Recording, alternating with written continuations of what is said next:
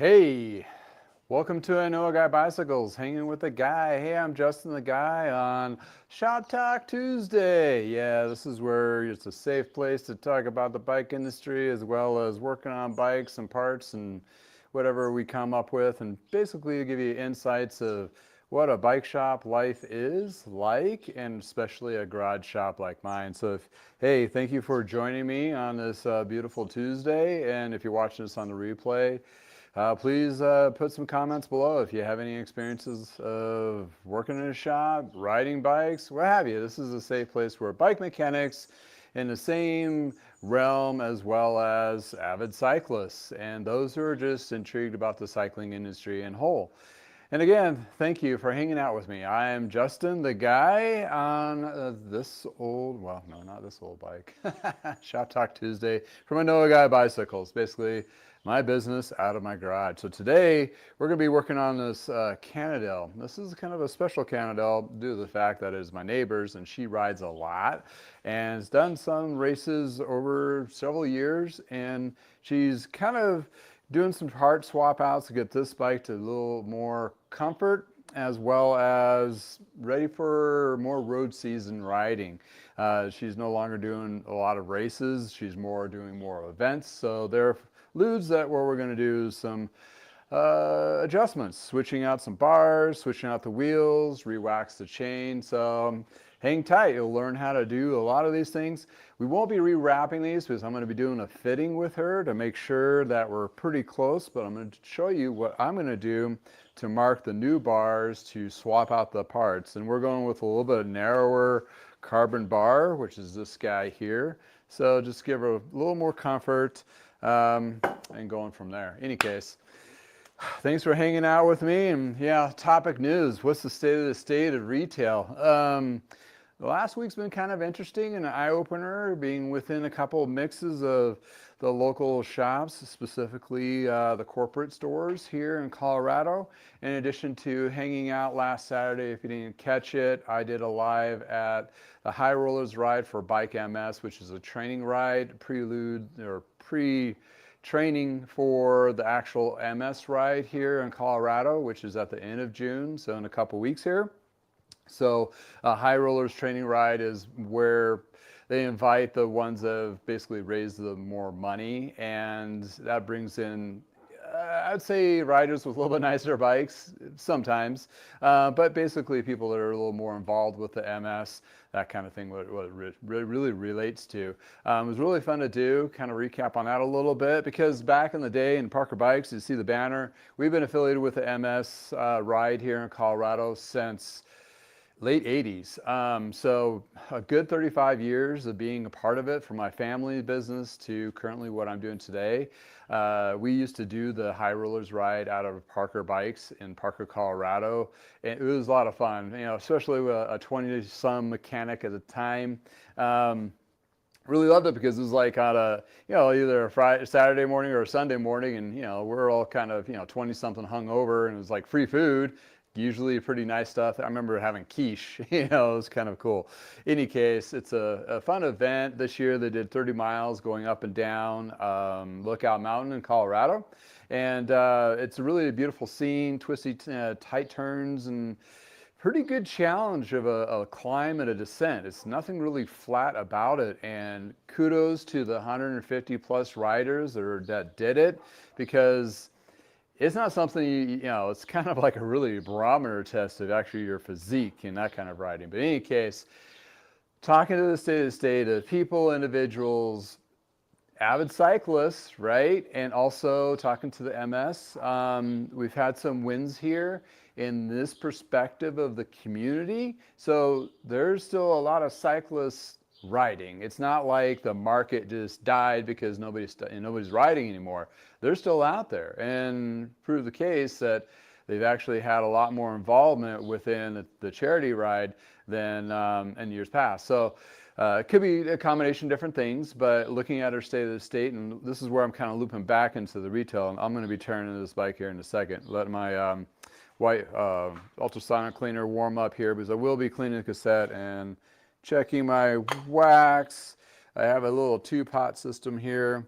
One is The dirty wax pot is for melting the existing wax off, or if it's a new chain, to help and make sure all the manufacturer grease is burned off, and that's at a higher temperature. And then on the clean wax, once it's got up to temperature, I drop it down to 140, I think it is. That's where, and when you do hot, then it goes to cooler, then it adheres to that chain a little bit better. But in any case, back to the shops, it's been kind of interesting. Well, needless to say, it's been an interesting 5 years, ever since I opened up my own business here. But the thing is, being in the industry for over 35 years, some of these things are not new.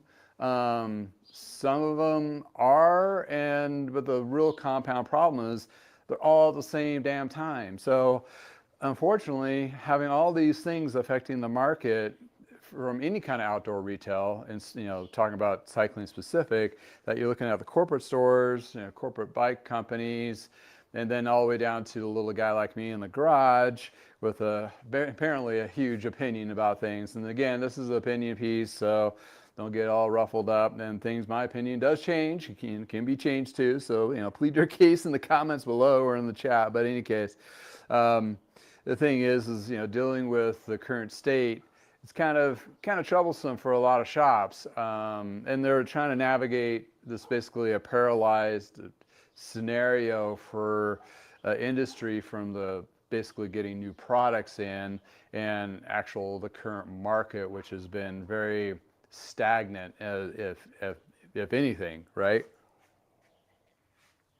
In any case, here we're at the state of craziness.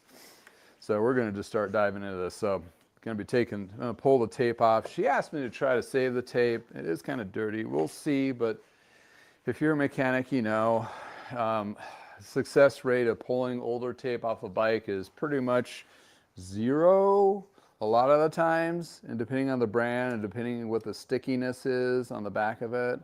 So that's what we're working at here.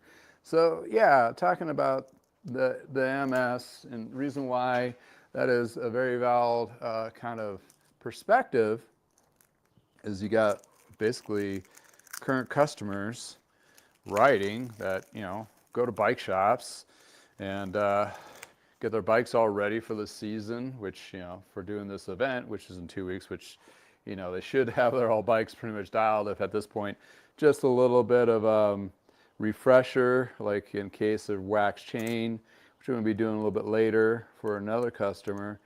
And what the importance of doing events like that is not just necessarily trying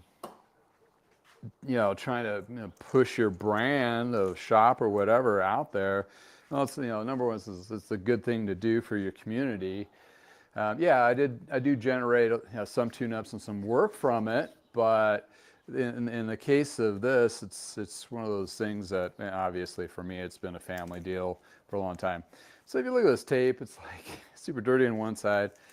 Looks like this is lizard skin tape. Is it? Yeah, and seems to be pretty good. But thing is tape, you don't really understand how disgusting it is until you wipe it off. To clean bar tape like this, notice it's like a high vibrant green, and then there's a little bit dirty. You can clean some of this stuff off. That was the good stuff, but I'll see if Purple Power will work. I've used up the lithium hyperclean, which I found, which is this stuff here. It's actually a car detailing product, and it's all-purpose cleaner from them. And with a towel and saturated with this stuff, it actually pulled up a lot of gunk, which I was very surprised. But we will see if this will work. So going back to this, talking about the community, and you're talking about involvement, and charity rides like Bike MS, they're dealing with bike shops, and they're dealing with the woes, and trying to get shops to commit some time while it's in season, and so it's really hard to convince a lot of shops to pull people out in June. And June in Colorado is typically our busiest month. So if anybody out there been trying to get a hold of me and what have me, do work or collaboration and all that, I do apologize because it's really busy and my communication to get back to you is going to be a little slow. Needless to say, because this is one of 6 repairs I have already here, and then I have more coming in from a pipeline of appointments. So yeah, this is just the Purple Power with water mixture 50-50. And you can kind of see it's already pulling that dirt off and kind of get more green. Will it be the vibrant green? No. But in any case. But that's one way of cleaning that off. And if you have like white bar tape, which, you know, some of us get on there, think it's a great idea, but after that, it's like super dirty. In any case, so I got the tape. I'm gonna, well, I'll set this aside, see if she wants to try me to redo it. But typically, we like to just rewrap with new. And it's a contact point, and that's where dirty hands and all that stuff goes. In any case. And we are swapping out the bars, so I'm going to have to take all this stuff off. And reason being, I have to work because I wouldn't say I'm behind, but I'm trying to stay on time on doing my repairs. So therefore, you're going to be watching my work today. So going back to that, I've talked about in the past before how important it is for bike shops to, especially now, to get really involved with our community, join the clubs, be part of the club activities and so forth. Okay, case in point, talking about the MS. And, you know, I've gone into the truck store and talked to the manager there and like, hey, what about next year, you know, doing this event and so forth. And they do events. I'm not going to say anything bad about them. But I mentioned to them, and they're like, oh, yeah. I mentioned it to them recently, and they're like, oh, we totally forgot. But on the flip side, the local Specialized store, which is basically stone throws away, and they have 3 locations versus the Trex 2 locations in my market here. Talking to the Specialized guys that are called, it's at InCycle, but it is a Specialized corporate store. And Specialized, when they bought a lot of stores, they kind of kept a lot of the names. If they didn't have a name, like these were kind of built up, they would go with the InCycle, where I believe they bought those stores originally from California. So it's kind of like their house brand, if you want to say. Anyway, instead of being forward like Trek, and be a straight Trek corporate store, I think kind of the concept behind it was they're gonna, you know, you can either resell or rebrand. Oh, see, that one just fell apart. So I may not be able to resave it. We'll see. In any case, well, I was talking to one of the individuals there, and this was about a month ago at the InCycle. I was talking about, yeah, you've been, you know, doing community, events and so forth, and turns out they are going to be doing the MS ride, the same one I'm doing, and they did commit for 2 days. So kudos to them. And talking to the director of the MS, Lindsay, turns out that we have a full 100% coverage on every rest stop for mechanical support. This is a first in a long time because it's always been short and has really been kind of hard to fill those spots. So therefore, it shows that even the corporate stores are looking into local communities to help, do the right thing, but also more engaged and not saying no to doing rides like Bike MS. So the thing is back when Trek sold to Lee's Cyclery, within the contract of purchasing Lee's Cyclery, they were supposed to basically take over and also commit to like all the events that he's been committed to, and one of those was Bike MS. Did they? Nope. Anyway, so it's nice to see, fast forward 5 years later, no, that was actually 7 years later, that they are now looking to be more community active, which is great because the state-to-state market is dead. So they really need to figure out how to drive more business, and by doing that as being part of the community. For local shops, like it's the right thing to do, but for them it's also that's how we get our name out there. Get man, it's stubborn. And it's basically one of those things. And that's how my dad even started back in 1988. He saw the opportunity to do the MS, and my mom was saying, "You're crazy. Why are you doing it? We just opened the shop. Why are you trying to commit to something in our first summer, and what have you? We don't even know what the hell we're doing," which it didn't. But my dad thought this was very important, and he did commit to it. And fast forward 35 years later, we're still committing to it. But there, even back then, he saw it as an opportunity to reach out, and also back then there was no internet, and you're relying on phone book and mailers and publication print for getting your name out. Today is obviously a lot different, but same concepts still apply. And believe me, over the years, especially since I'm more independent, people have looked for me on the ride. I've gained a lot of customers from that specific event, and it's just a community thing, which is great. Case in point, the guy's driving up south side of Denver to drop his bike off to work. That's an hour and a half away to have me work on his product. So it's not like it's just not a micro community piece. It could be a larger scale than that. In any case, Brian, thank you for joining us. Oh, yes, shop Brian and the bike. All right. And Paul, thank you for joining us from Albuquerque. Yeah, it's starting to get a little toasty down there, isn't it? I'm sure I'm sure your season's getting a little warmer this time of year as it is here, finally. And that alludes to another issue that we've had in our local market. It's been cool. I mean, I have a lot of people complaining, like it's cold, rainy, what have you. All those kinds of things. And, well, oh, it's on top, smaller. So with that being said, there's a lot less riding, especially in a seasonal business like ours here.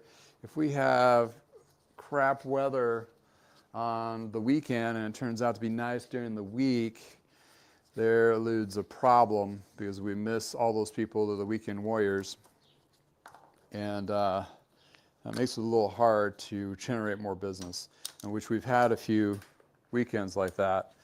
Ugh. Little bolts. So that's kind of killed the season a little bit, and we've had season completely demolished because of the weather. Seems like in our neck of the woods that summer shifted to a lot warmer later, so September and October is still hot as heck, like a full summer. Therefore, riding extension season is great. It extends that season, but a lot of events have not shifted that direction yet. So we still have some events that are earlier, and now they're becoming more colder than years past. So in any case, that is part of, do I dare say it? Let's just say climate predictability has changed versus climate change.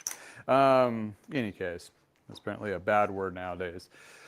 Regardless of how you feel about, if you believe in weather, but you got to believe in weather because right out the door here I got weather. So out of your front door you have weather too, unless you're in space. And if you're watching this from the International Space Station, I hope I entertain you. In any case, so that's a big factor that will affect our market.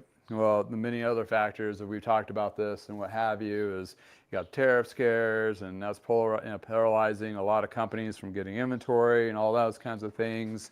And then you got the decline of interest of buying new. I wouldn't say the decline of interest of people riding, because there's still a crap ton of people riding bikes. They're just not buying anything right now because they don't need to. They either already bought it, or they're worried about their pennies and dollars and cents, and things have been a little more expensive lately, and it's unpredictability of how much your roll of toilet paper or your eggs are going to be or what have you. And then like the metals apparently went up on a tariff last week or whatever. It's just like the uncertainty, it just instills uncertainty. So that's one thing you gotta, you're not predicting. I lost a nut. There we go. Which even just the average consumer puts them in more of a, it's kind of like a stalemate. I mean, you're kind of stuck, kind of scared what we're going to be doing. So in other words, people are buying less, worrying about their dollars and cents. And those who are watching this that work in smaller micro shops, because there's a few of you that work in the shops, and you've seen this, and a lot of you have chimed in and seen this been happening for a while. And so what I'm going to try to do is, just for setting up reasons, get pretty close. So you can see. So hopefully you're going to see that. So you're going to set the band at. What's nice is these have ticks on both sides, so I can kind of just match up on one side and go from there. So we're looking at 1, 2, 3, 4, the 5th tick down on the back side. That's what's nice about the newer bars that have actual measurements on them, that kind of thing. Oh, that's my cat. I want my marker to drive out because I want to sniff it later. Just kidding. Don't do that. And my daughter, if you're watching this later, don't do that. Yeah, so one thing I'm going to promise you right here off the bat, the swearing is definitely going to be down to a minimum to none due to the fact that my daughter is now watching my live stream, so which is a lot of fun. Any case, total fun engagement. So yeah, so we're looking at seasonality. The market is not the greatest. Corporations or companies like Trek and Specialized and various others like International, all of them are kind of just trying to wait in and out. Where does that put us at? I mean, okay, back to Colorado's market. We're known to do a lot of stuff outside. It's beautiful. Right now, it's going to be 80 degrees today. Very pretty out. A lot of outdoor activities here, a lot. And that being said, it's just, people are still going to go out. They're still going to camp. They're still going to do things when the weather gets warmer, right? That kind of thing. So we're going to measure this up. And then I got a tool right behind me. I'm going to go grab that real quick. So yeah, the weather's going to be a lot nicer, right? People are going to be out riding. But they're only going to be looking for inexpensive replacement parts. Case in point, consumables, tires, tubes, brake pads, kibbles and housing, that kind of thing. So I got this little guy here. So as long as I keep my stand at the same angle. All right, I'm at 95. We'll double check it. Measure twice, right? Cut once. Something like that. Okay, right at that bar end. Where'd that marker go? I'll mark it on here. Wipe it off when I'm done. Boop. Okay. There you go. So I got a little tick on here. So this way I'm trying to get matchy-matchy. She did send me, she had a professional fit done before. She sent me the numbers and all that to it. And we'll double cross check that, but out of the gate I'm going to match what's currently here, then we'll do adjustments on that. By all means, I do static fits, but I don't do the dots with the computers and all that. I just don't have the equipment, and that's just not my business. So that's where I rely on those who take on that niche. In any case, so yeah, looking at the state of color market, and we have a lot of the bike shops across our nation inside this chaos borders that we're dealing with. A lot of new is not moving. A lot of inventory is building up, and the prices went up on top of that because they're worried about replenishment costs of products are going to be tariffed. So we've got this catch-22. Things are going to be expensive. They're bringing up prices, less things on sale. Although you'll find some deals on Jenson's. That's where I get a lot of my tools and my consumables. And those have been working out pretty well. And been finding, oh, what did I buy this week? Well, the bar tape was a little bit more, but I got brake pads for $11 replacement, which is not bad. And I'll wipe that down before I slap it all back together. And various cables and other tires I've seen on sale. Oh, I got some floor pumps. They're on sale from Surface. They're on sale for like 25 bucks. I'm like, oh, man, I need some new pumps for the events I'm coming up with. I got 2 pumps that are about ready to die. And I've just been crutching along on those. And you drop another nut. Oh, another nut dropped. So therefore, I found some good deals there. And there are some deals out there to be had, but they're not as much as they used to be. And those are going to be shrinking continuously over the period of time. So keeping that in mind, when you look at a Trek or a Specialized store where they do not do used, corporate ones, they're stuck with the brands that they sell, and the prices that the corporates have put them at puts it a weird scenario when somebody's coming in looking for a bike. Although I have a hidden gem over there, I'm going to do a video on it later this week. Which one is that? The Specialized. It was on sale for like, sale price is $4,000. So he got himself a smoking deal. Got him a new bike. He's had a lot of used bikes, and now he's justified to a point to buy a new bike.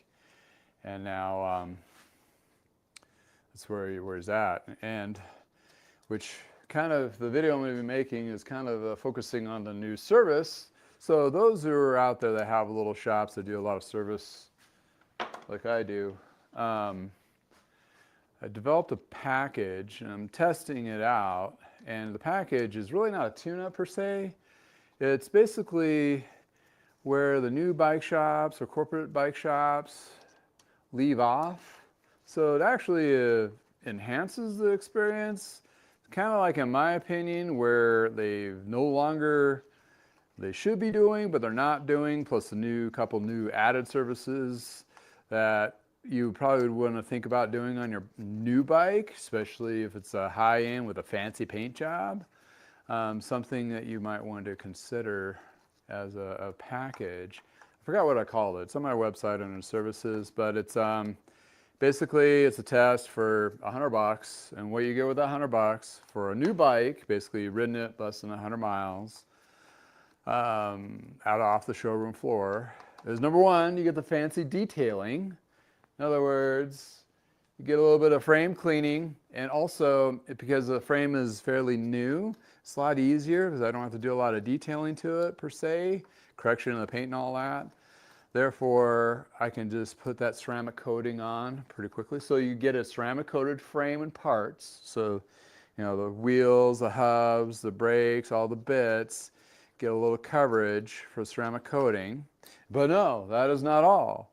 With that extra package, you get a chain wax. You know, drivetrain's fairly clean, so that's the best time to get the chain waxed. Why you want to get your chain waxed when it's new? Well, all new chains, if you don't know, a lot of people know in the industry for sure, that chain wax or chains when they're new come with basically a packing grease on it. It's not really a high performance grease. So once you strip that off, then you can apply your high performance lubes, drip or wax or otherwise. But that's not the common trend of anybody thinking they'll just ride it out. And, you know, it's okay, it works, right? But you're not getting that higher performance. So if you're into racing or you're looking for the high performance or wet or whatever, strip that new wax, strip that packing grease off that new chain, and then apply your wax or otherwise drip lube on there, and that's what you get. Because basically you're just contaminating and building up a hot mess. That's what essentially you're doing with a new chain. So back to that. Get a ceramic coated frame, you get a waxed chain, and here's the kicker that a lot of shops are not doing. Is, you know, I got a little trainer, have a little fit area, a static fit. That includes a static fit. Just kind of adjustment, eyeballing, kind of like what I'm doing for my neighbor here, just making sure the bars are a little bit, or adjustments and saddle and all, seat height, because a lot of those stores, some of the corporate ones, if not, you know, a good portion of them, Truck and Specialized, possibly Pond too, they don't really do any kind of a static fit. Really, they just kind of raise the seat up and go, they kind of look good. Case in point, the brand new Specialized I got purchased last week from the local Specialized store here. They may have tried to sell them on their fit system, but he's not going for it, and therefore he's walked out the door. So basically, you get your frame wax, or your frame and parts ceramic coated. You get your chain wax, and you get a fitting, little static fit. Between the waxing bit of it and waxing the chain, it's probably about an hour of my time, or no, yeah, about an hour of my time. And then the fitting piece is probably about 30 minutes. So about an hour and a half of work for 150 bucks. So, you know, you're not making a lot, but that enables that brand new ride that somebody just got a bike for the best experience, best chance to have the best experience possible out of the gate. That's the idea, right? That's what I've been doing with the used bikes. I mean, that's, you know, obviously I'm fixing everything up, cleaning it, and lubing and all that. And there eludes that opportunity. And I was like, well, why limit to that just to used? I mean, so this is kind of like reverse thinking, going to new. And therefore, where the bike shops are not doing the ceramic coating of the frames, I don't know very many shops are doing that. Some are picking up the wax thing, but they're sure hell not going to throw in a free wax chain on a brand new bike, that kind of thing. And we talked about the fits piece of it. So there you go. So it's a brand new bike package kind of thing. So if you're doing service and so forth, we want to try to market something like that. You know, if you are a shop, ping me at the end of the season, like, hey, how did that work out for you? And I can tell you, like, oh, it sucked, don't do it. Or actually, it turned out well. If anything, it just adds, you know, that what it does, it steals that new bike customer away from that corporate store. You know, REI or Dick's, or, you know, like even the Dick's, they don't do any of that, you know, so. So there's a lot of application I was thinking to it, and I ran it by my former customers, and they seemed to be pretty intrigued about it. So we'll see how that all works. All right, so got the bar on there. Did a little measurement angle thing. Now we're going to do the 5 ticks down. So back to case of market. So yeah, we're looking at some struggling times even here. So being in walking into the shop, oh, wrong size. They are doing okay, they said. They've had a very slow couple months. 1, 2, 3, 4, 5. seems extremely high on this one. I'm going to knock that down a little bit. So yeah, they seem like they've had some slower times. And that's bike sales. Talking to the service people, like, oh, it's kind of busy, like 3 days, and then it'd be dead for a week and a half. And you're talking about shops that are doing 24-hour turnaround, trying to promote that, and it's not going anywhere because there's nobody bringing in their bikes, kind of thing. So there eludes that kind of scenario. So corporate store, and then one guy's like having a frame, bonnet bracket and stuff fitted or whatever. Turns out, you know, the shop, the corporate store doesn't have the actual tools, so the mechanic has to bring a tool from home to get to work on it, which is insane to me. Like, come on, you're not willing to stock your stores with the proper tools. I mean, that's just kind of insane too, especially when they have a budget for that, but whatever case may be. So, all right, that's our part swap. Or stems or bar swap. So we'll do the fitting portion on this guy here when she comes in. So now I got to do the wheels, and then our wax is nice and waxy. All right, so we're good there. She has carbon wheels, so she has carbon pads. We're switching these over to the Mavics. And she doesn't like the high-profile rim when she's riding up in the mountains, when we sometimes get a lot of crosswind. So, therefore, she wants to take these off and put on the Mavics. Hey, Randy, thanks for joining in. Calvin himself.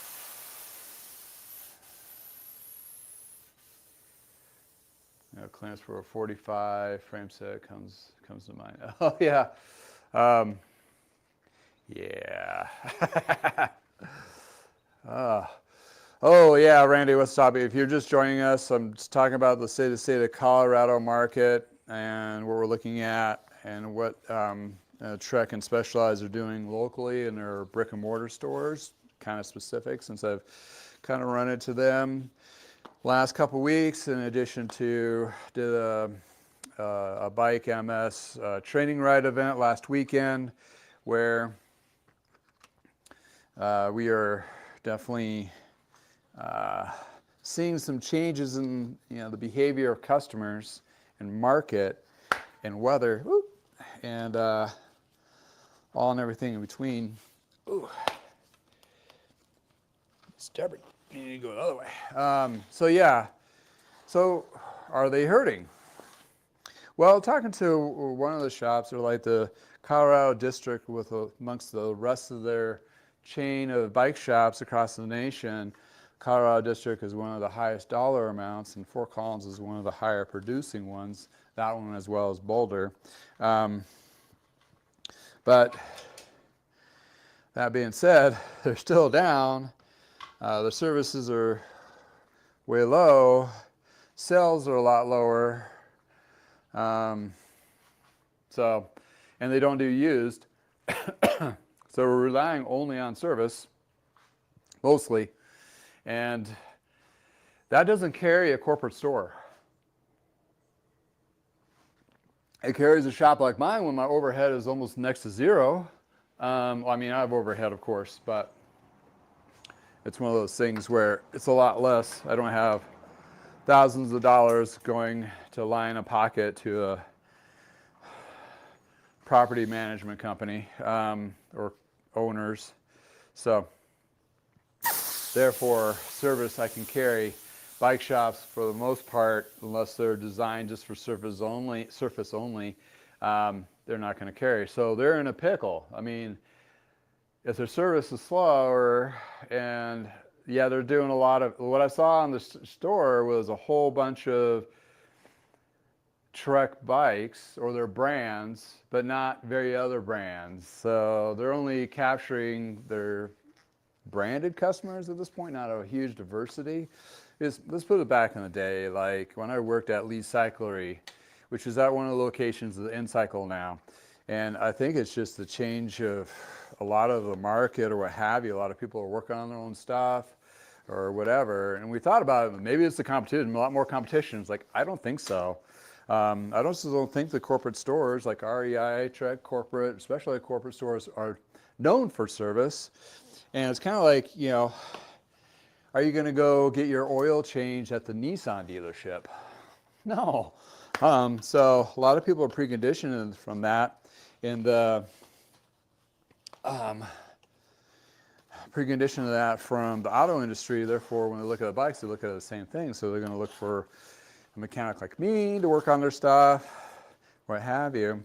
Because back then, when I was looking at Lee's independent store, we had hundreds of tune-ups in, and we would be a week and a half out to 2 weeks. I mean, in season. It was just nuts. And they're not seeing that at all at the corporate stores.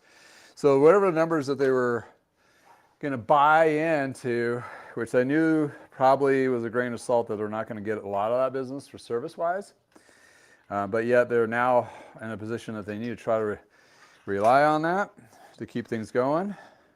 Isn't working out for them. So yeah, today's topic is corporate stores, Trek stores, Specialized stores, Ponds, bike stores, REI, that rely on service.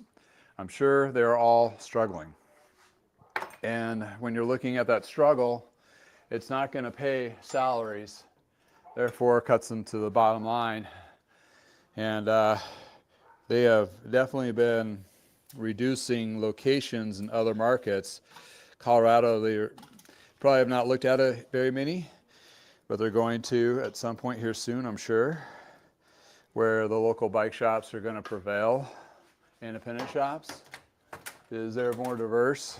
They dabble in used. They're definitely dabbling into used bikes and parts and frames, because that's where the only place they're purchasing. Case in point, I just took apart a Bianchi yesterday, and I'm going to be selling the frame, the wheels, the Ultegra 10-speed componentry pieced out, and I will make more of a margin on that versus selling it as a complete bike right now in the current state. Excuse me, I got a little tickle in my throat. Woohoo, tickles. The reason why I'm pulling this, I mean, it is just, it's not dirty, it just has a little bit of wax buildup. So I'm going to take it over to my ultrasonic cleaner over here and give it a little clean. So just give you a perspective view if you're actually watching and not just listening. Have my ultrasonic cleaner right next to my sink. Move it over here so I don't go deaf.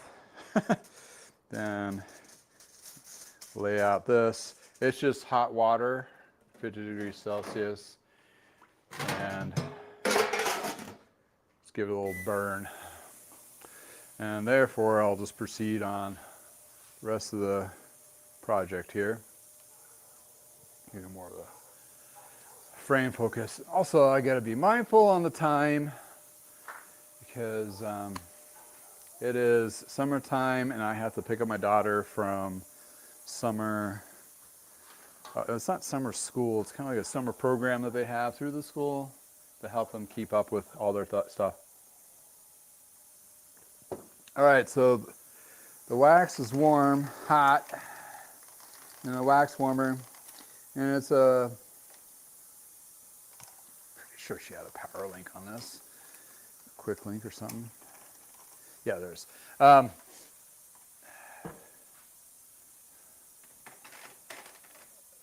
So yeah, it's a wax warmer that, you know, it's for wax, warm up wax to wax your body bits. The reason I went with that guy is a heck of a lot cheaper. So you can look at my Amazon store, you'll find it. It'll be like $40 for a 2-pot system versus the Silka, which is over $100 for a 1-pot system. And like I alluded earlier, this makes it a little bit easier. So yeah, going back to the state of the state, I mean, let me know in the chat or comment below what is looking like for you. Is the corporate stores seem to be doing okay? Are they closing? Are they expanding? Which they're not expanding. That kind of deal. I mean, it's going to be different in different markets, of course. That kind of jazz. But in any case, in all, it's, you know, it's tougher for sure. And for me, I am very fortunate, and I'm taking advantage of all I can with the services I can provide and the customers that are coming in. I've built up a good, strong customer base of late, and they are a lot of avid cyclists that have multiple bikes, and they like what I do and the perspective of how I do it.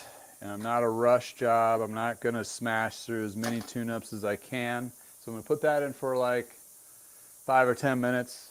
Look at the time. And then after 5 minutes, swirl it. And that this is at the higher temperature, first dip, that'll shed the old wax. So that's the thing, when it's already been pre-waxed, you don't have to do the whole cleaning thing that you're hearing in the background with the ultrasonic cleaner to clean all the parts off. You just have to, you know, the first pot is basically shedding the old stuff, and then you put it in the second pot, which is the fresher wax there. So yeah. So if you like this content, please give it a thumbs up. I forget to say that. Apparently people need to be reminded. Smash that thumbs up button if you like to watch and be in the know of the current stuff that I'm doing in the shop and so forth. Please subscribe. If not, I think the current trend, everybody's just relying on the algorithm. I'm kind of the same way, so I can't blame you. In any case. All right, what's the efficient thing to do next? Well, the cassette is melting off all the old, and I might want to wipe down everything else. And yeah, I'll use this guy. What I use for a lot of the cleaning solution, and so people use some of the Muck Off brand and so forth, the pink stuff. This is Purple Power. You can buy it super cheap at Walmart, and you dilute it. Don't do it on straight. Half water, half Purple Power, and that'll get you where you need to be on most of this. I don't spray directly onto the frame because I don't want contaminant particles to go into places like brake parts and that kind of thing. I'll be replacing the brake pads, so don't freak out.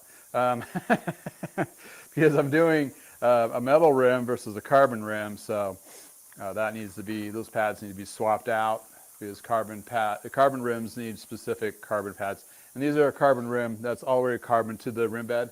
And sometimes carbon rims will still have a metal surface area, so that's another to keep in mind. And also, if you want to check out wheels, if you need wheel sets, some older, especially for rim brake, like 11 speed, 12 speed rim brake, something like this. I did a video review on Bicycle Wheel Warehouse based out of California. They do custom build wheels, as well as they do have some pre-built in-house ready to go, but they do cater to the rim brake wheels of old past. So I had a wheel set that needed to be replaced on a bike that was 11 speed and rim brake, and believe me, to find high quality for new is almost impossible to find. And secondly, looking at used, especially if somebody's riding a lot, like this guy did a ton of miles, or will do a ton more miles, like 20,000 miles on this one bike. That's something that needs to be looked into. And custom wheel building, check out the video. I'll go into the details of how the wheels are built and stuff and so forth, and I give it the thumbs up. But there's a 20% off link below in the description. So yeah, if you're looking for a wheel set for rim brake, give them a try, give them a look, chat with them.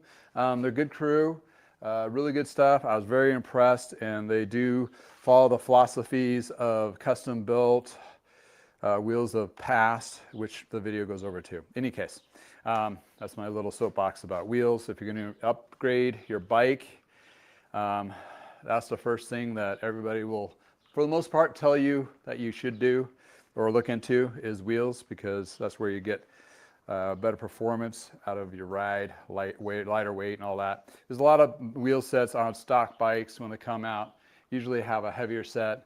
So if you have a bike, you know, has a nice frame and you want to upgrade it to a nicer wheel set, that's something you want to definitely look into doing. The other company, I don't know if they do a lot of rim brake wheels. They do custom, like higher end stuff. Sugar Wheels out of, I think it's Portland, somewhere on the upper West Coast. I think it's the Portland area. They do a lot of custom built, and I've seen a couple of those wheels too come through my shop. Stellar. I mean, those things are just like bomb proof. All right, my ultrasonic cleaner is beeped at me. This is a newer ultrasonic cleaner. It's the Pro model, so it really strips the heck out of crap, so I don't need to go a long time. So therefore, it adds even more efficiency to it, kind of thing. So we'll just give it a little peek, see. What I'm just trying to shed off is some of the wax. You think, oh, it's just hot water. Well, if you want to get rid of a wax chain and you just want to go to back to drip lube, for some reason, just boil your chain in water. It'll shed all that stuff off. So I'm just basically giving a little scrape. The thing is that even if it's newer wax going there, it's going to flake off. I'm just doing this if there's any contaminants caught up in that wax, embedded, like dirt, road dirt, and all that kind of thing. I just want to get that stuff off. So technically, I probably didn't need to do that, but I'm here doing it anyway, and I got to swap out the wheel. Therefore, why not, right? Might as well. If you're going to do it right. Do it right the first time if you can. And if you do it wrong the first time, learn from your mistake and do it right the next time.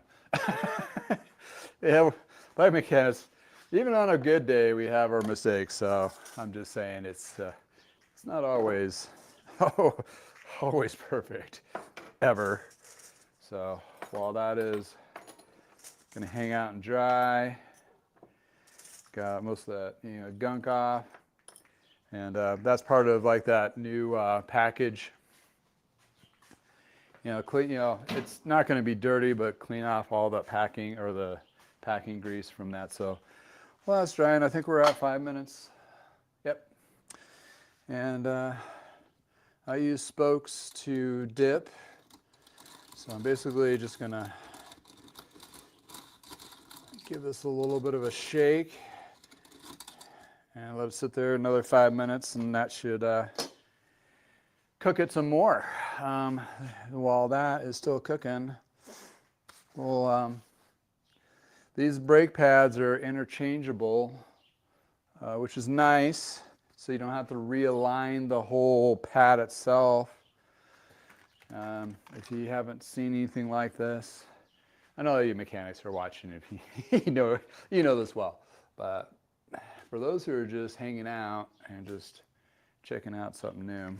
So a cartridge is basically a cartridge, they call it cartridge system, back in the day kind of thing.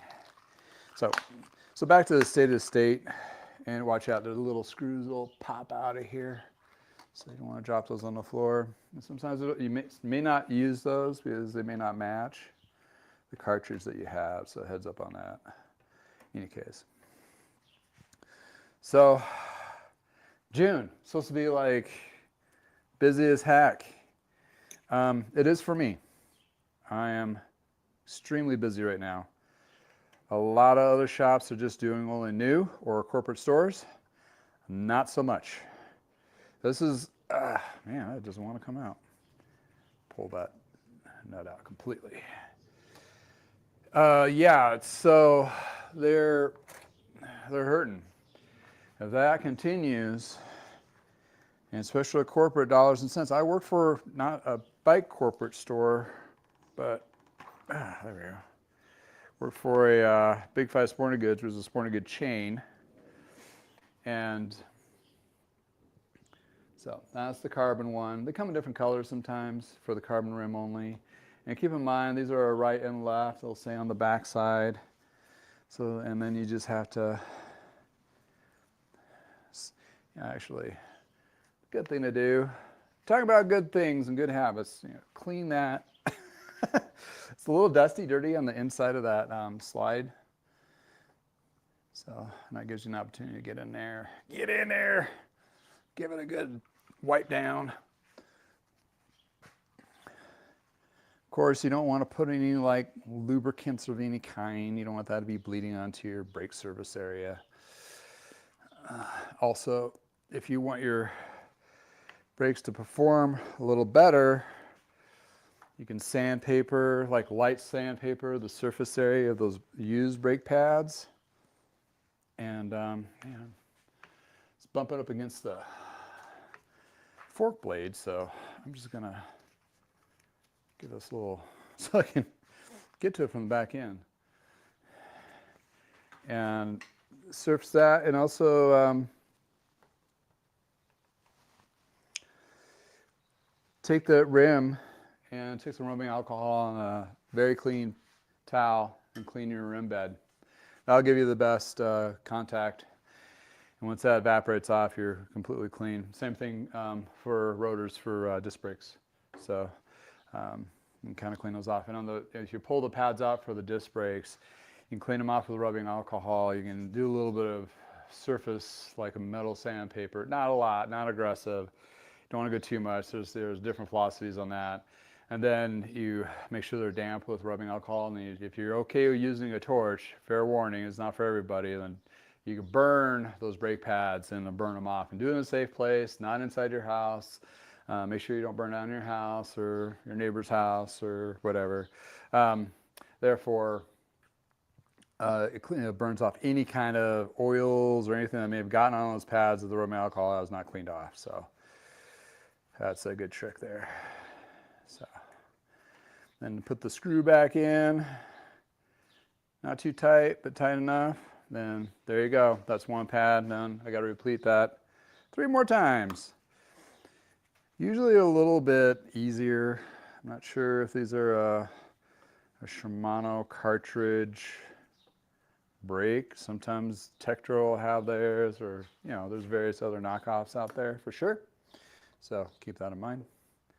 They should all work, but sometimes they don't. There we go. Tried to stab myself. Ha ha!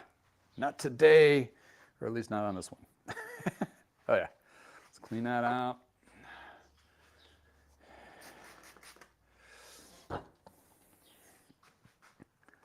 So yeah, this is one of 2 repairs I'm going to try to get done today. I typically only get about 1 done, but this is not a full tune-up.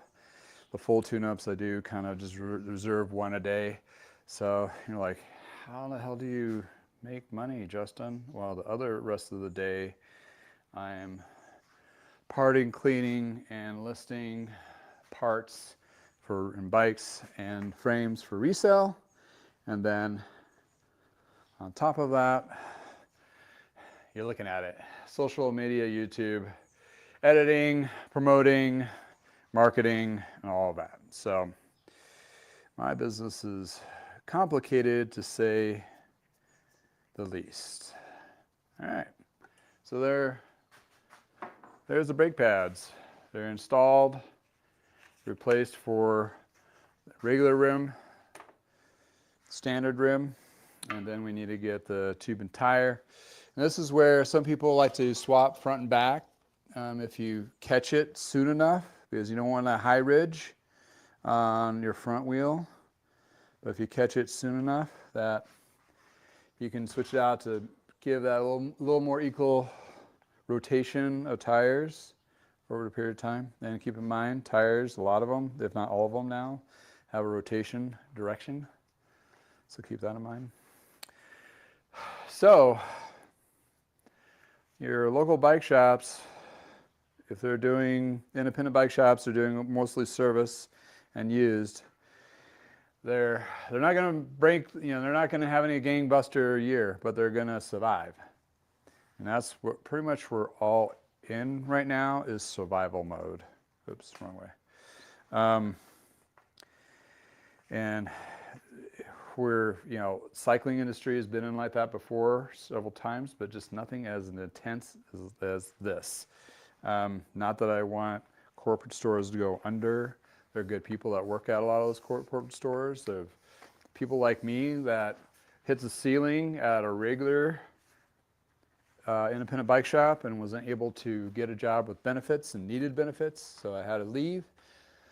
That's why I ended up at Big Five Sporting Goods. Yeah, so I don't wish any of them ill will, but it's definitely going to be a challenge for a lot of them.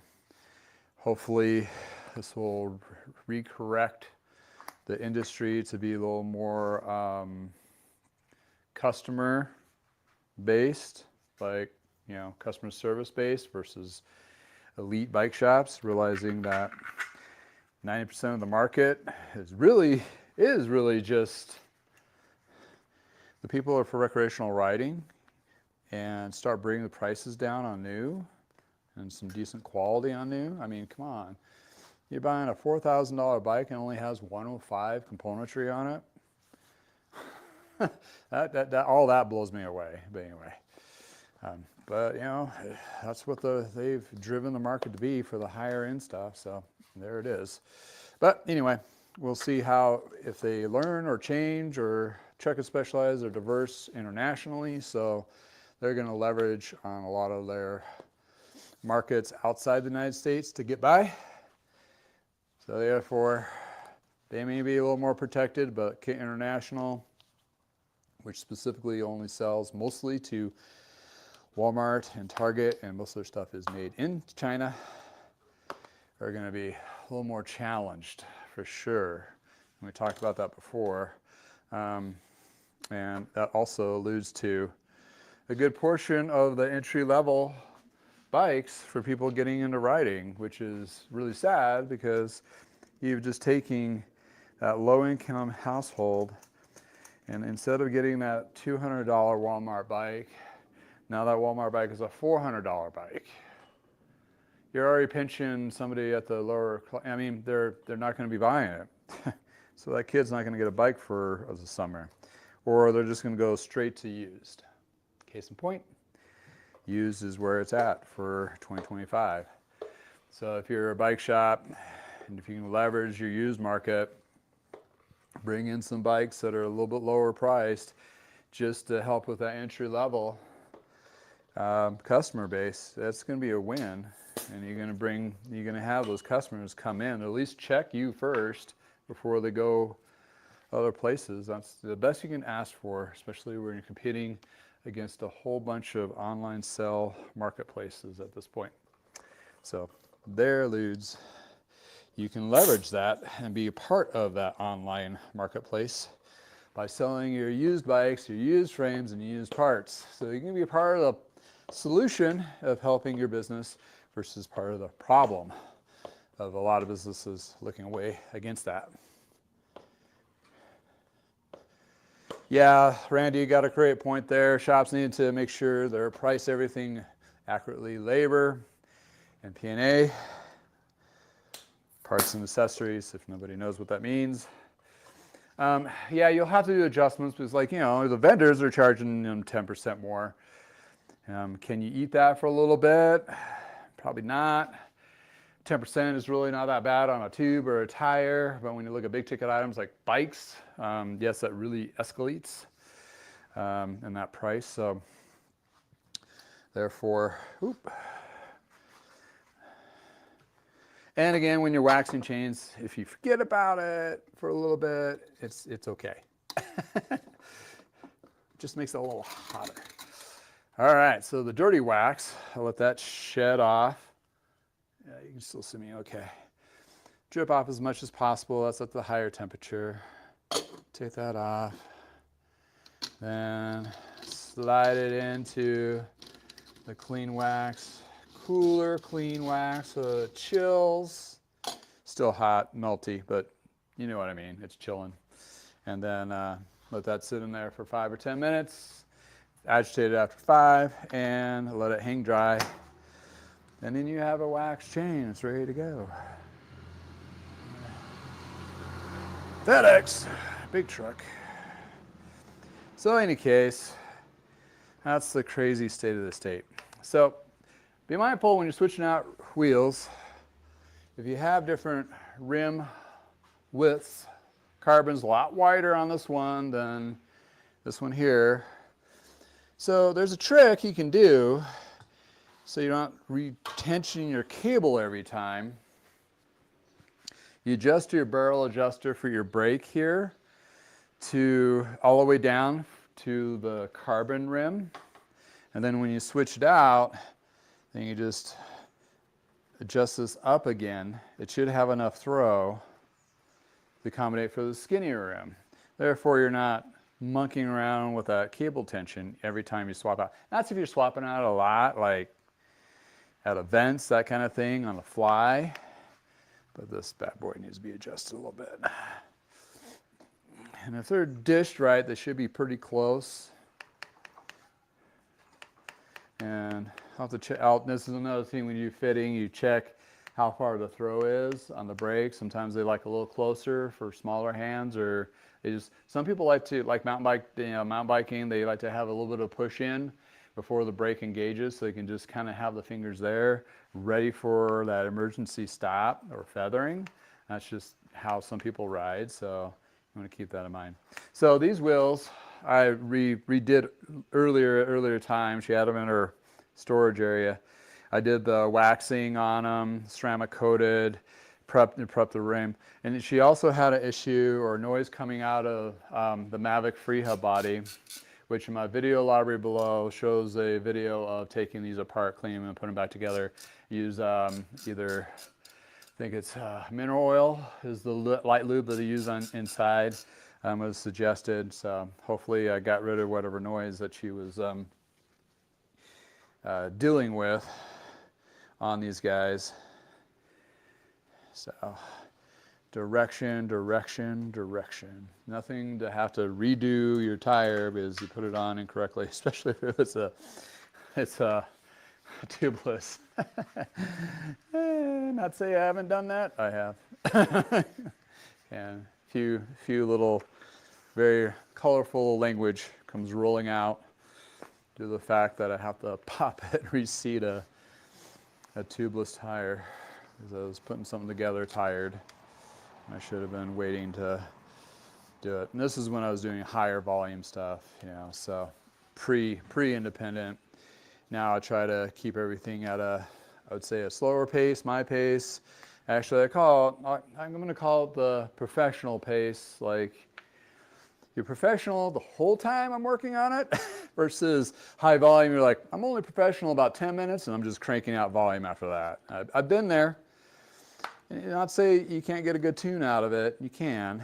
It's just, there's a high level of burnout. And let me tell you, been there, done it. Burnout, like, okay, I'm done.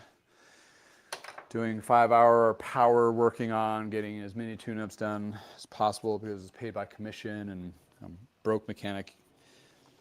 And that's the only way I can make extra money. So, yeah. Patrick, thank you for joining. You're never late. You're just fashionably on time. So talking about the cycling industry a little bit, but mostly pertaining to the Colorado market where I'm at, which is very seasonal. Our summer really hasn't started happening until June nowadays. Where warmer summer or warmer springs of our years past, they don't seem to be happening anymore. So, yeah, that eludes the slower spring market and maybe a shorter window if you really think about it, because even though people are riding later into the season, you know, the summer break for their kids and all that and doing events have not quite shifted to the later part of the year. I would say that, you know, at some point, if the climate is, I'm not saying change,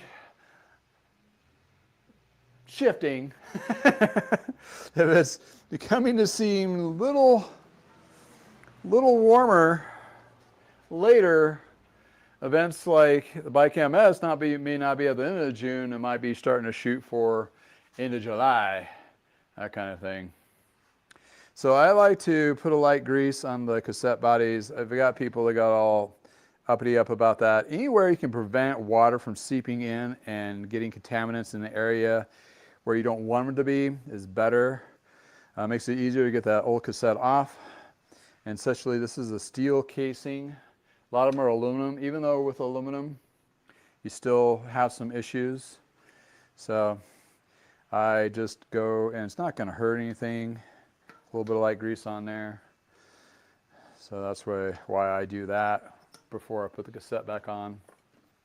These are keyed, so there's only one way of putting these on. Or you can get the wrong order, don't get me wrong. You can drop one. Chinese star on my foot, man. Poked my toe. Okay, where to go? There it is. Don't forget your spacers. Get those in there right. Yeah. So yeah, there's a lot going on. The events are kicking off for the season. That's definitely a good thing. People are out riding more. The weather's a little bit warmer out there. We're seeing a lot more activity there as well.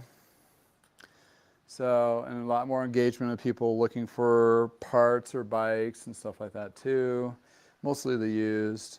And yeah, so you know, we may have a pretty decent season for the used parts, frames, and bikes. And service has already been really good for me.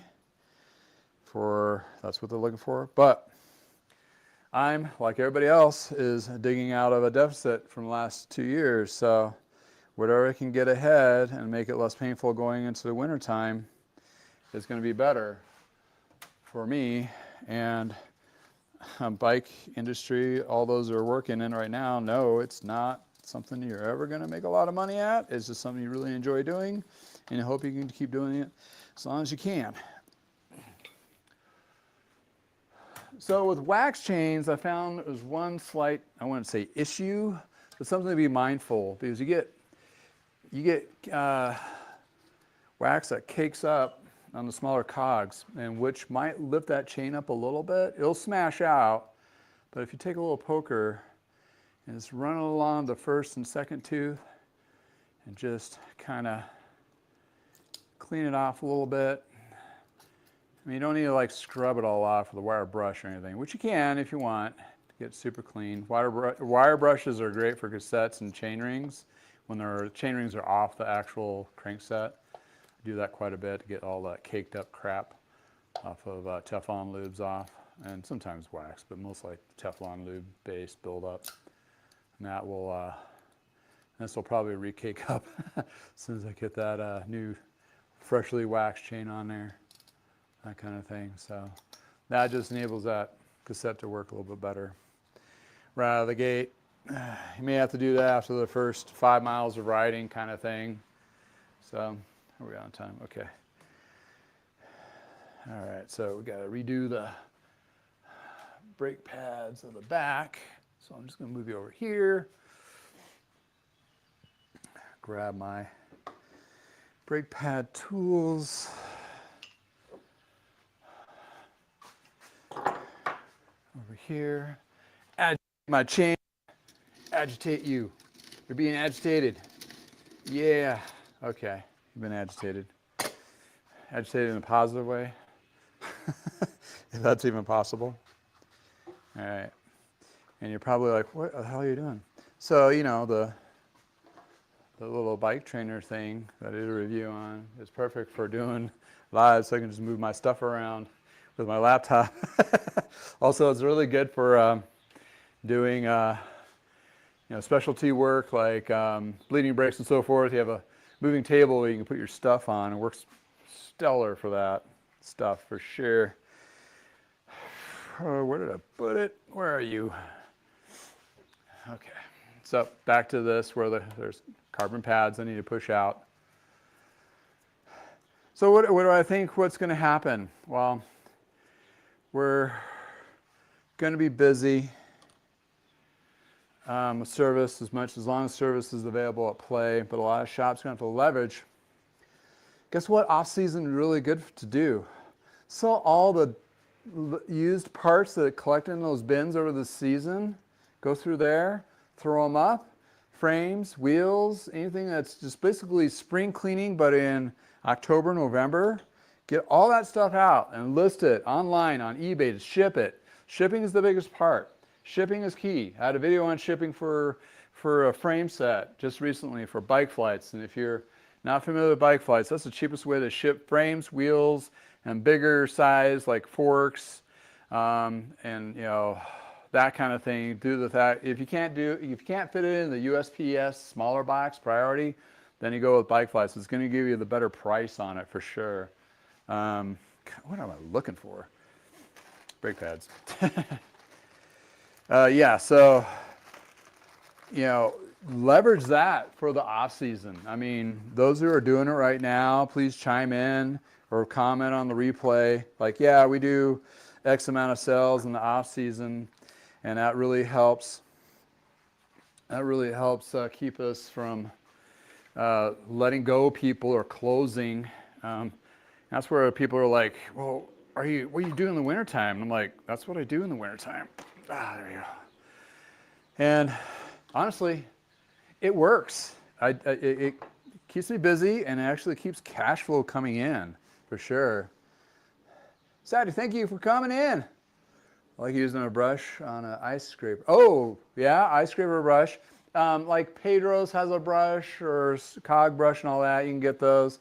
But quite honestly, you can go through your local Walmart and look through like the auto area. You can find, or the cleaning area, and find just as many nicer things, lower price, that you can use in the shop, for sure. Yeah, the snow removal, you know, the scraping piece really helps quite a bit. R for right. Oh yeah, I was going to clean that off, clean it out. Gotta forgive me. I'm a little more, you know, focused when I'm not talking to you peoples. Just kidding. Maybe not. I don't know. Maybe this is my normal state of like dysfunction. I just don't realize it. In any case, no harm, no foul. Oh, it slid right in there like it's supposed to. So that one worked just well. Joe, hey, thank you for chiming in. Climate shift. That's it. That's a good one. Yeah, reminds me of climate change. Climate shift, yeah. Shifting like the shifter, but you know, we're not supposed to use change with the word climate here in the States, or they put you in a paddy wagon and take you somewhere. No, not yet anyway. But yeah, it's something. But yeah, you can't, you know, come on. We're outdoor activity business. There is going to be changes year to year, and if you're not, I mean, if you're just opening a store and you have your first year store, next year's weather pattern is going to totally affect your business again, unless you're in like San Diego where it's just consistent and very, very consistent. But, you know, a lot of shops are not in those environments. I mean, it's just not happening. So anyway, a different rag.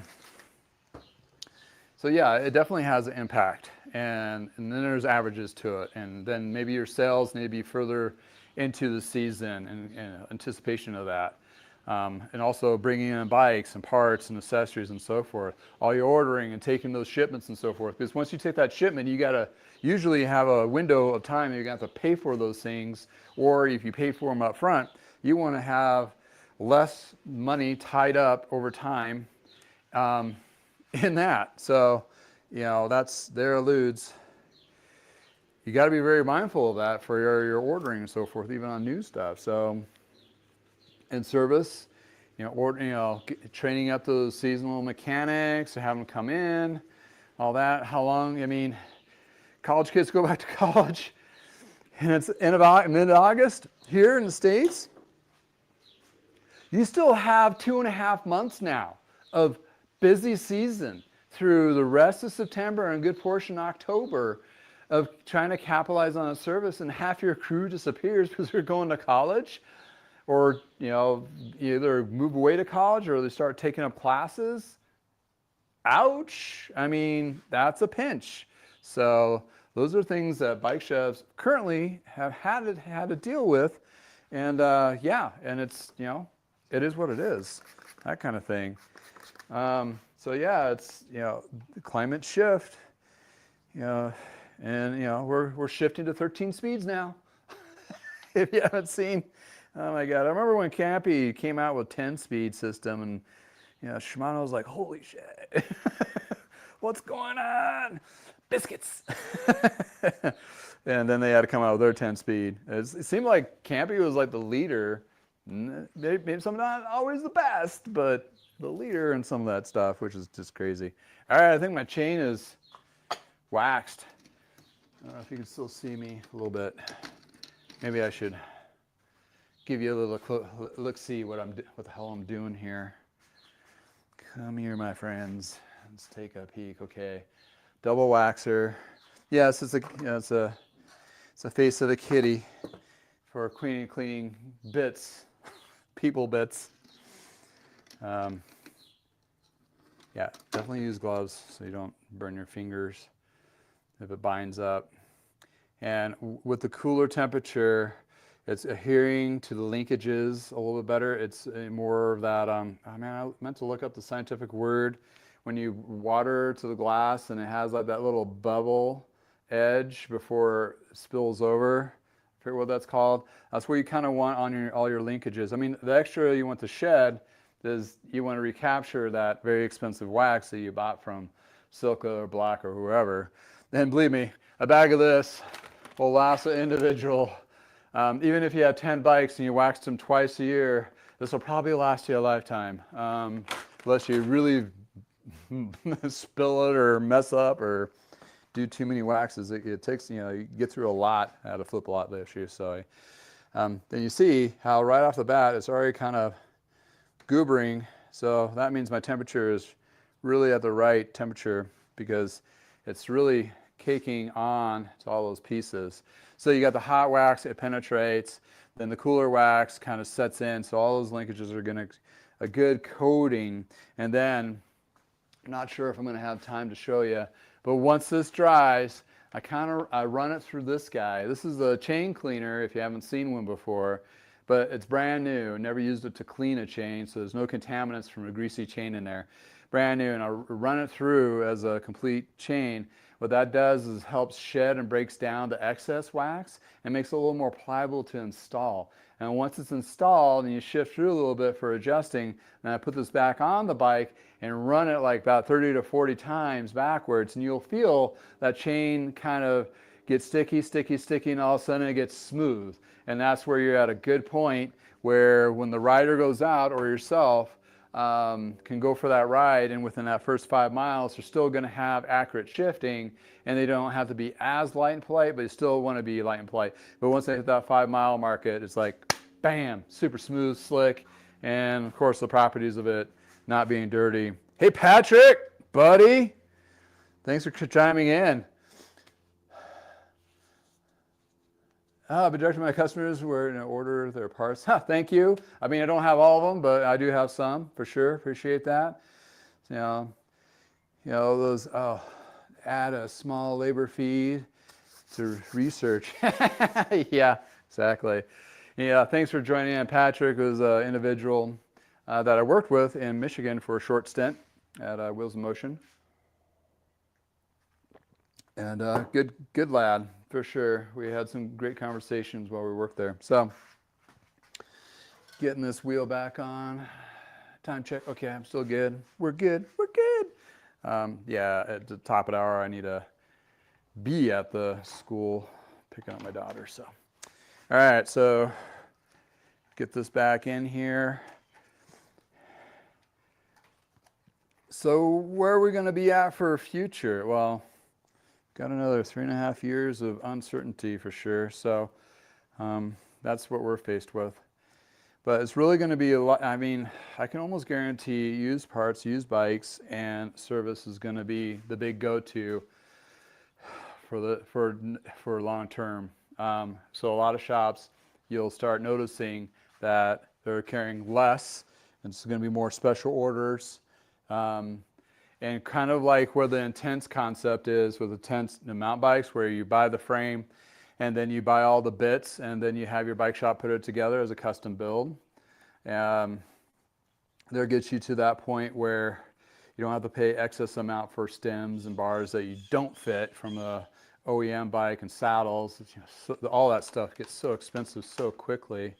So that in mind, that's going to be kind of the rage of the new. And there's also a company in England that's starting up, I believe it's in England. So basically they were fitters. They're in a bicycle retailer, I think. Or no, I saw them on YouTube. They're fitters, and they're going to open up a store, basically a mail order as well. You send them your retool fit or your professional fitting numbers, and they'll, in particular bike you want, and frame-wise, and they'll take that frame or similar to, and give you kind of like a rundown of what componentry will go on it and all that. That is new. It's all new. So you can get that brand new $4,000 bike out of a box with all the right fitted bits to you from your fitting. So you don't have to do the part swapping for stems and handlebars and saddles and crank links and all that at a later date. Brilliant. Great idea. So we'll see how that works for them. But in any case, so case in point, like I talked about before, if you didn't catch it, the carbon rims on these I'm swapping out are a wider base. So when I originally adjusted these for my neighbors, this is my neighbor's bike, so I know it pretty well. When I did that adjustment, I accommodated the throw here for the barrel adjuster to accommodate to the narrower rim. Therefore, she could switch it in and out by adjusting this barrel adjuster without having to monkeying with the cable adjustment each time she swaps out wheels. So what if she gets to an event and it's calm? The reason why she's switching over is like she's doing a lot more mountain riding with this in the mountains, Rocky Mountains. And we have days that are really gusty, and she doesn't like the push that she's getting laterally from the wind on these wheels, so she wanted to go a lower profile for those events. Well, what if she goes up and is like calm as can be, and she has that wheel set? Granted, she should get tires for it and a cassette, but if she wanted to, she can swap it out and do that adjustment on the fly without her putting too much effort to, she'd be able to do it herself, basically. He or she or whoever can do it themselves. In any case, so we're at the point where I'm waiting for the chain to harden, and then I'll do the shedding of it, and then we'll go install it, then the pre-shed, like I mentioned on the chain, and take it for a test ride and so forth. Actually, I probably should electric tape these cables down, and then we can do those adjustments if need be. Electrical tapes I've been playing with, there's none known to me. They used to be, well, before plastic, nylon electrical tape, used to be rubber, believe it or not, and they still make rubber electrical tape, and I have not, turn those off, don't need to be on anymore. Has a nice little tack to it. And granted, you know, these guys, I mean, most of the bike mechanics won't put these on the bike because as soon as you look at it, they fall off. Except for lizard skins, they stay on there, but it's really hard to get them to look right. They're always kind of off a little bit, that kind of thing. So most of us mechanics usually just standard electrical tape, and just to hold down the cables to make it a little more out of the way when we're wrapping. There was one tape, I forget the brand, I should remember the brand, that when you pull it off, it tears and leaves this horrible gunk on your bar, and you have to spend a whole bunch of time cleaning it with harsh chemicals, or if you go crazy, you get so frustrated, you basically torch it, burn it off. Yeah, that's happened. I could tell as a prior mechanic that knew of this problem, and for himself or future mechanics to working on that bike, taking the tape off, he put a layer of electrical tape all the way down, so when you pulled it off, it only stuck to the electrical tape that was easy to pull off. It was brilliant, kind of like a sleeve, if you will. Yep. So yeah, because that tape, man, I found it on another bike that I had to work on, and it was a nightmare to clean off. I mean, you're taking razor blades, you're scraping. Not good, not good, not good at all. In any case. All right, so So Colorado season's kicked off, I would say. We're pretty much in the thick of it. It's where us shops will buckle down. We're not going to be trying anything new unless it's like has to be done. Reason being is it's go time. This is the time we have to make as much as we can of it, because the season can abruptly end early for us. It has happened in the past. We've had record snowfalls in September that break tree limbs and the whole 9 yards. And in Colorado, we have so many other things to do, like skiing and snowboarding. It's like people's mindset locally that when that happens, when that first snow hits, they're done riding for the season. It's really weird. Not so bad anymore, but for a while there it was like that. And people would go right into to their winter sports. They'll take the skis and snowboards out and get them tuned up for the season or whatever.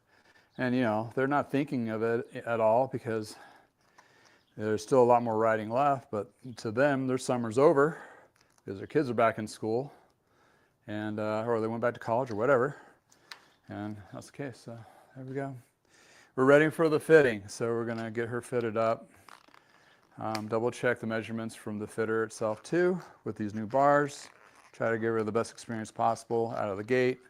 That one's kind of cockeyed. We'll take care of that a little bit. But yeah, so we're at that stage. And this is, you know, cool to the touch now, but you can tell I got a stiff chain for you.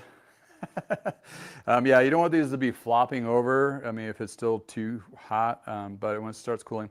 So if you can see that kind of a lift ridge of that wax is here, and that's what you're looking for when you're done waxing. You want to have like these little bumps all the way down. That means you've got a cool enough temperature that it didn't shed too much of that wax, so you have all the good juicy buildup within all those little rollers, and that's going to help prevent that cassette, those chain rings, the chain itself, and jockey pulleys from wearing out. Oh, sorry, I had an itch on my foot. The flop issue. Then in the bottoms, you'll see the little dumbins there. So how I hook these, the quick link, power link, or whatever, I put at the hook portion, because these sometimes like to unhook themselves as you're waxing. If you put that cable through there, right there, that keeps it from untangling itself, and then you're fishing out that quick link in your wax, which to get that fished out, just take the back end magnet of your or just a magnet so you don't burn yourself, something with a depth, so you can pull those out. Because doing it with your fingers is painful, hot, painfully hot, that kind of thing. So yeah, so looking at our industry, is the cycling world going to be there? Yes. Is Specialized and Trek, are they going to survive? Most likely. Are their stores going to survive? Probably not. Not a lot of them. They've already been reducing, and they're going to probably have to reduce more because it's not going to be sustainable unless they look for a 5 to 10 year plan for those stores to build up. And they are for-profit companies, therefore, and also they have investors, especially Specialized has investors, and if it's too much of a deficit, which there's a video of Giant and Specialized in my library talking about the reports, the first quarter reports of how bad it was, especially with Specialized's retail locations was the target of their loss. That's pretty bad. You just can't. So, and you know, they got in buying all these stores because they saw opportunity for profit, which there was. And this funny thing is, like, one of the dealers was telling me, it's like, oh, they do price matching, and I was like, okay, how about this price? And they're like, oh, it's below our cost. I'm like, that's what a cent is telling you where your cost is. But there's another layer of cost that's actually the corporate costs. They're still making a margin selling to their own stores because it's the same margin that they're selling to the independent bike dealers. So, for example, that Bontrager, oh, did I say it? No. Well, that old Bontrager jersey and helmet of yesteryear, when they have those manufactured in mass quantities, cost them like 10, $15, which they're trying to sell it for 150 to 200. You're talking about 3 middleman markups going through that process. So yeah, the tech might be there, the quality or whatever, sure, yada yada, but that's where you've heard like the Oakleys only cost like $5 to make, and they sell them for 150. It's nothing new. And there's nothing technically rotten about it. It's called capitalism. But the thing is when you're looking at a corporate store, they're making a profit for the truck company than they are, and then the stores will look at it as independently different. So they're looking at that margin on that. So if you're a truck store employee and you get like cost on a bike or reduction of 10% cost or 15% on cost, that's first level cost. It's not the 3-tier level cost. And if I lost you with all these numbers, it basically means that their costs are a lot lower because they always, even when they have it discounted, a lot of times they're still making money to the most part. So in any case, that's a little bit of a, inside. I worked in inventory, inventory management, you saw it. And when Chuck would have or Specialized would have their discounts at like super low rates, it's like, oh, that's what it really costs them. They're just getting their money out of it. The $15 helmet or the $20 helmet, or whatever case may be. Different though from wholesalers and suppliers that sell like JensonUSA. I mean, they buy direct, either from Shimano, SRAM, and all that, and overseas, and they have their own house brand, which is Foundation or something like that. And they also carry some Specialized products, and also carry some of the Pond Group products, like I think Canada and some Scots and whatever. They have a mixed bag of stuff. And they're treated as a bike shop-ish, but they have also a lot more closer to what performance was back in the day. So basically, your Trek and Specialized corporate stores are basically like performance stores, is where they get those discounts and so forth. They can go a lot lower, but they just don't want to show their hand, which they're not going to. But that's what it is. Tell you that in a nutshell. Any case. All right. Ooh, I'm getting close on time. I'm going to have to bounce here soon. Thanks for hanging out with me. And Randy, what do you got to say? Way to go, Patrick. Change the knowledge, the power. Yeah, don't give anything away for free. You get paid for your time. I mean, that's what you should be expected for that. Bar fat, Specialized. Yeah, Randy, bar fat. Don't they still have? Well, they have it integrated now, right? It's like integrated to the tape. Like Bontrager did like a lot of them. I have like the back of the bar tape is like I think I have some somewhere. What did I do with it? Oh, this is not it. This is something similar. But it looked like this. But the bar fat was actually a liquid encased. Yeah, it was liquid encased in a shape like this. This is a different kind. This is the Physiques gel insert. But it was actually a liquid, kind of like the first 90s, 80s breast implants. And also Spinco saddles, if you remember those. And a story about Spinco. But the inserts here that would go underneath that, it basically lay underneath here, then you wrap the tape on top of it. This makes more sense because, but the other stuff, if you clipped it by accident, by cutting the tape off or whatever, it'd ooze out and it'd be like or it'd bust and burst, and you have all this sticky, it's nasty. So you remember like the first generation of technological faux pas of breast implants or leaking, which was horrible for the people for sure. There was a company called Spinco.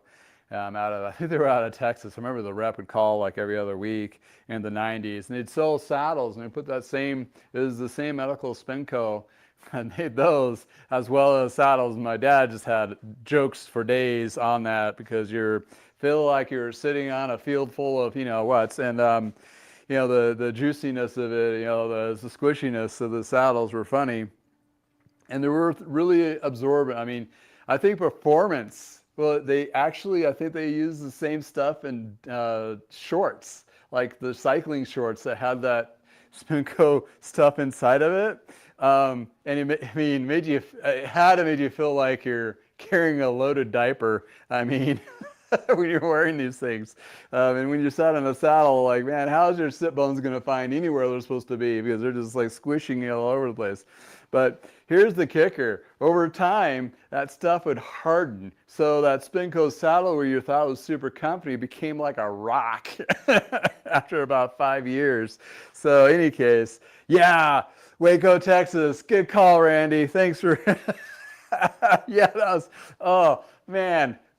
Talking about, wow, bad. Yeah, I mean, yeah, it's just, the joys of the cycling world. And I'm sure everybody out there that's had exposure to those Spinco saddles or any Reptum or whatever, I'm sure they have some stories to tell. Actually, I need to talk to Bradley if he remembers Spinco saddles. Yeah, it was a hot mess for sure. Oh, yeah. Well, thanks, Randy, for reminding me of that. Second guessing changing my aluminum rims for aero carbons because of the wind in North Carolina coast. Yeah, Sadie, yeah, it's one of those things where if you've ever ridden a super deep dish rim, I mean, I've done it like on test rides, just like, fix a bike up and you're out there and it's windy, test ride and you're like, whoa, you're like, I can't imagine myself doing this on a long ride. So yeah, I've had people like, I want like the solid disc. I'm like, no, you don't. Those are race specific wheels. I mean, like a very calm day in a triathlon. I mean, it's not like you ever use those anywhere else, that kind of thing. Yeah, Patrick, thank you for liking my stuff, after all these years. All the good work. Yeah, we all try, us bike mechanics. Even though we're no longer working, I'm sure you're fixing the kids' bikes in the neighborhood. I mean, we never stop putting down our tools.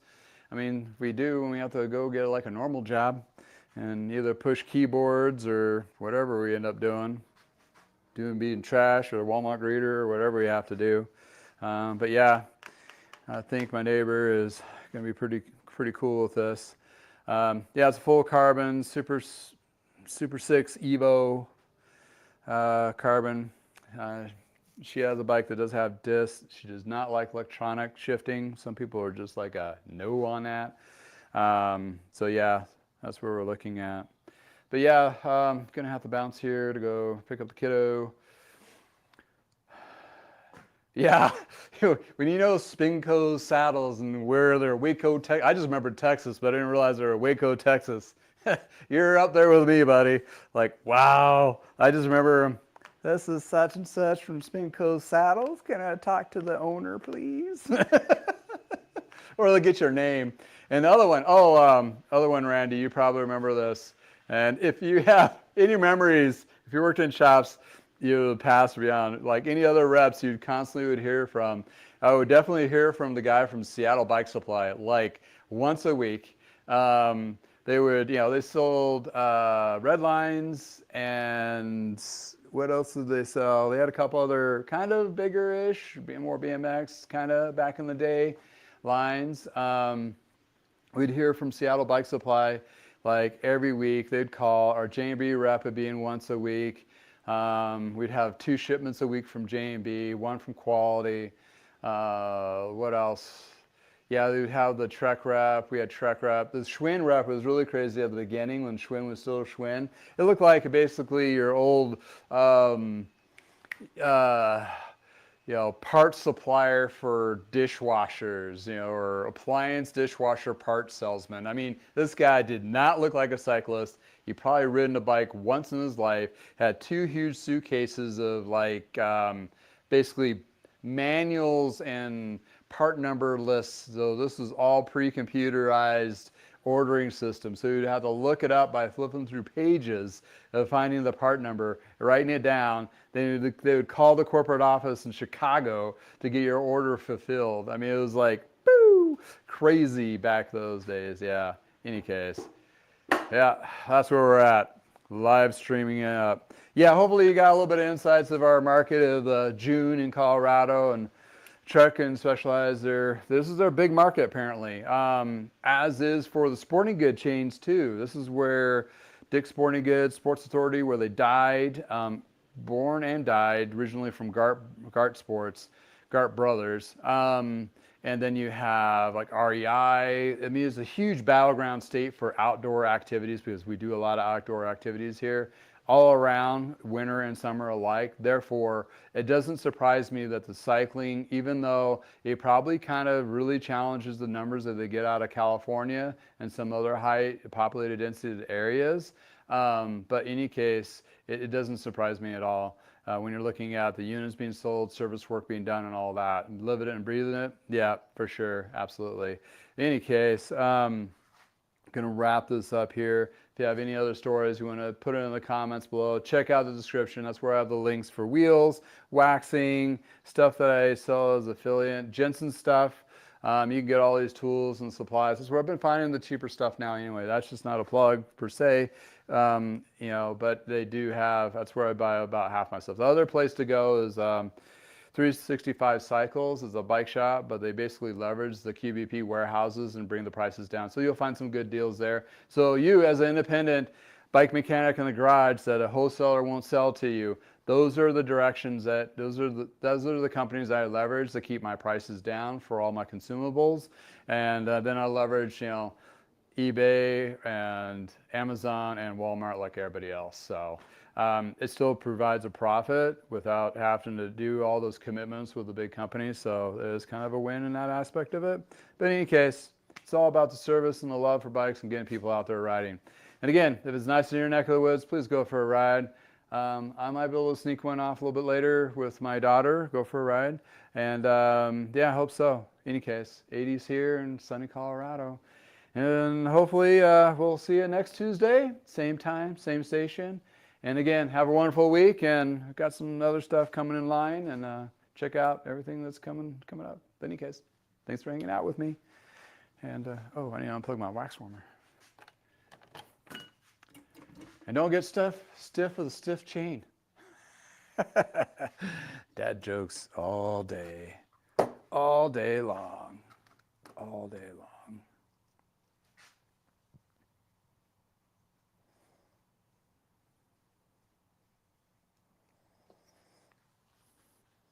Oh yeah, lube the inside your skewers too. That will keep them from getting corroded. Like Patrick would know, Michigan is horrible on anything metal to metal. So he basically dip your whole bike in bike grease, keep it from becoming one solid state of rust bucket at the end of the season. Hey guys, hey, thanks for all coming out. Let's see here. Catalogs worth for hundreds of years apart selling. Yeah. Oh yeah, that's a good one. Fab and Colossus. Yeah, all the small shops, hang in there, chime in, be part of the community. We're all working together to try to make it better for all of ourselves and those alike. Yeah, check out that wheel video that I dropped last Sunday, bicycle wheel. You may be able to leverage them to get wheel sets for your repairs too. That something a little bit nicer that J&B or QBP may not have for older style wheels. I'd look into that to help that customer out. I do have a 20% discount in my description below. So what you could do is give them the retail price and at least take a 20% mark on that when you sell it and buy it from them for the customer. So that's one way of getting a margin-ish by using Bicycle Wheel Warehouse in California. So that's a good way to, keep things going, keep things rolling, right? Let's go through who else chimed in here. Randy, Patrick, hope to see you again. Sadie. All right. Joe, keep it real, buddy. Looking forward to your next paddle video. Oh, I gotta go. Love you guys. Thanks for hanging out. Till next time.